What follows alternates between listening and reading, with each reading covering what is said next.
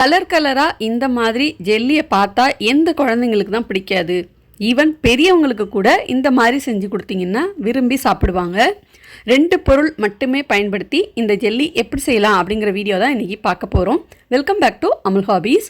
தொடர்ந்து நம்ம சேனலில் வர வீடியோஸ்லாம் நீங்கள் பார்த்துட்ருக்கீங்க. உங்களுக்கு பிடிச்சிருந்ததுன்னா மறக்காமல் சேனலை சப்ஸ்கிரைப் பண்ணி சப்போர்ட் பண்ணுங்கள்.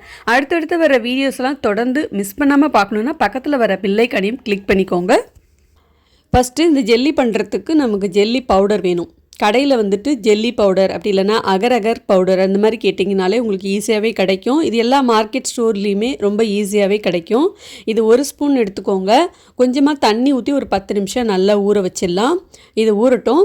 இப்போது ஒரு பேனில் 1 கப் அளவுக்கு சர்க்கரை எடுத்துருக்கேன். 250 மில்லிகிராம் அளவுக்கு இருக்கும். இது கூடவே ஒரு அரை கப் அளவுக்கு தண்ணி சேர்த்துக்கோங்க. எந்த அளவுக்கு நீங்கள் சர்க்கரை சேர்க்குறீங்களோ அதில் பாதி அளவுக்கு தண்ணி சேர்த்தா போதும். சர்க்கரை நல்லா கரைஞ்சி கொதித்து வரட்டும். சர்க்கரை கொஞ்சம் கொஞ்சமாக கரைஞ்சி நல்லா கொதித்து வந்ததுக்கப்புறம் இதில் நம்ம பாகுபதம் செக் பண்ணிகிட்டே இருக்கணும். அடுப்பு தீயை ஆரம்பத்தில் நல்லா கூட்டி வச்சுக்கோங்க. ஒரு 10 நிமிஷத்துக்கு அப்புறம் நல்லா கொதித்து இந்த மாதிரி ஸ்டேஜுக்கு வரும்போது பிளேட்டில் தண்ணி வச்சுக்கோங்க. பிளேட்டில் அப்படி இல்லைன்னா பவுலில் வச்சுட்டு கொஞ்சம் கொஞ்சமாக இந்த பாகை ஊற்றி பாருங்கள். ஆரம்பத்தில் பார்த்திங்கன்னா இந்த பாகு நல்லா கரையும். அதுக்கப்புறம் கொஞ்சம் கொஞ்சமாக சாலிடாக ஆகும். அதாவது பாருங்கள் ஒரு மிட்டாய் மாதிரி இருக்கும். அப்படியே எடுத்திங்கன்னா நல்லா உருட்டி ஜெல்லி மாதிரி வரும். 1 கம்பி பதம் 2 கம்பி பதம் அந்த மாதிரிலாம் சொல்லுவாங்க இல்லையா? அதே மாதிரி இந்த சுகர் சிரப்பை கொஞ்சமாக தண்ணியில் விட்டிங்கன்னா அப்படியே கரையாமல் அப்படியே மிட்டாய் மாதிரி நல்ல ஜெல்லியாக உருட்டிட்டு இந்த மாதிரி வருது பார்த்திங்களா? இதுதான் நமக்கு சரியான பதம். இப்போ இன்னொரு தடவை உங்களுக்கு இந்த பதம் காட்டுறேன் பாருங்கள். தண்ணியில் ஊற்றின உடனே கரையாமல் இந்த மாதிரி எல்லாம் ஒன்று சேர்ந்து நல்லா உருட்டிட்டு மிட்டாய் மாதிரி நல்ல ஜெல்லி மாதிரியும் இருக்கும். பார்க்குறதுக்கு கண்ணாடி மாதிரி இருக்குது பார்த்திங்களா? இதுதான் வந்து சரியான பதம். இப்போ நம்ம ஜெல்லி பவுடர் கரைச்சி வச்சுருந்தோம் இல்லையா? அதையும் இதில் சேர்த்துட்டு நல்லா கலந்துக்கோங்க. இப்போ எல்லாம் ஒன்று சேர்ந்து இந்த மாதிரி நல்லா கண்ணாடி பதத்துக்கு வந்துடும். இது கூடவே வாசனைக்கு ஒரு 2-3 ட்ராப்ஸ் வெனிலா எசன்ஸ் சேர்த்துக்கிறேன். இது சேர்க்கும் போது நல்லா வாசனையாக இருக்கும். இதுக்கு பதிலாக நீங்கள் வேறு எந்த எசன்ஸ் உங்களுக்கு பிடிச்சிருக்கோ அதை வேணாலும் சேர்த்துக்கலாம். அப்படி இல்லைனாலும் நீங்கள் ஸ்கிப் பண்ணிக்கலாம். 3 பவுலில் நான் பிரித்து ஊற்றிக்கிறேன். ஏன்னா இதில் கலர் சேர்க்க போகிறேன். உங்களுக்கு கலர் சேர்க்க விருப்பம் இல்லை அப்படின்னா நீங்கள் வந்துட்டு எதில் செட் பண்ண போகிறீங்களோ அதில் டேரெக்டாக செட் பண்ணிக்கலாம். 3 பவுலில் பிரித்து ஊற்றிட்டு என்னென்ன கலர் நமக்கு வேணுமோ அந்த மாதிரி இதில் சேர்த்துக்கலாம்.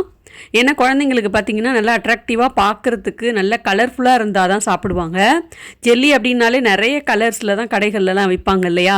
கலர் சேர்த்து நல்லா கலந்துட்டு இந்த மாதிரி ஒரே மாதிரி உள்ள பிளேட்டு இல்லை அகலமான உள்ள பிளேட்டு உங்களுக்கு எந்த பிளேட்டு விருப்பமாக இருக்கோ அதில் ஊற்றி நல்லா செட் பண்ணிடுங்க. பிளேட்டில் வந்துட்டு எண்ணெய் அப்படி இல்லைன்னா நெய் தடவிட்டு அதுக்கப்புறமா ஊற்றுனீங்கன்னா எடுக்கும்போது நமக்கு நல்லா ஒட்டாமல் வரும். நல்லா ஆறுனதுக்கு அப்புறம் ஒரு 2 மணி நேரம் ஃப்ரிட்ஜில் வச்சுட்டு அதுக்கப்புறமா நான் உங்களுக்கு எடுத்து காட்டுறேன்.